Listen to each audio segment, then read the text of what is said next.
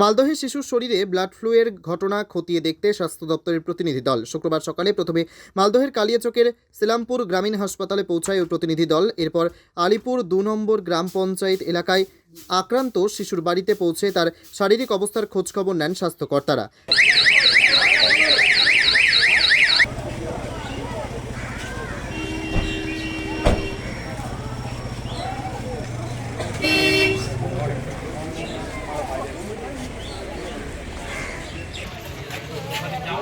হ্যাঁ সুশান্ত রাত তো ঘুরে ভরিস না।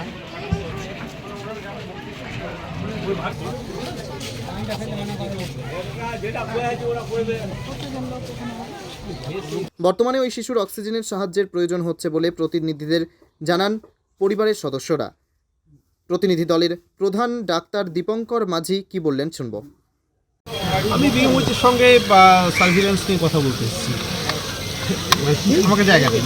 কি বিষয়ে কথা হলো বিএমওইচের সাথে? ডিজিজ সার্ভিলেন্স নিয়ে কথা হলো। ডিজিজ কি ডিজিজ? বিভিন্ন রকম ডিজিজ। বার্ড ফ্লু কথা শোনা যাচ্ছে, একজন আক্রান্ত হয়েছিলেন এই কালিয়াচকেরই একজন 4 বছরের শিশু। সেই বিষয়ে আলোচনা হয়েছে? কি আলোচনা হলো সাহেব? মানে এছাড়াও আর কারো মানে পাওয়া গেছে কিনা, বা আর কি কি পদক্ষেপ নেওয়া উচিত কি মনে করছেন? মুখ দেখা যাচ্ছে না, আর কারো পাওয়া যায়নি। এটা নিয়ে প্যানিকের কোনো কারণ নেই এবং এটা নিয়ে আর কি পদক্ষেপ নেওয়া সেটা তো নেওয়া হয়েইছে।